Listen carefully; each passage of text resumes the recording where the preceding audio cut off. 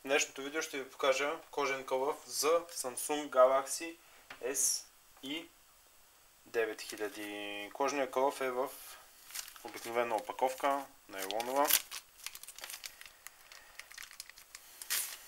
В първия момент се забелязва магнитна закопчалка, отвори за намаляне и увеличаване, за високоговорителя, за звука, за камерата и за Power бутон отвори. Поставянето се прави по следния начин, за да предпазите телефона си от подобни увреждания. Е хубаво да има такъв кълъв, примерно. Първо се поставя едната странична част, след това се натиска и се поставя другата странична част.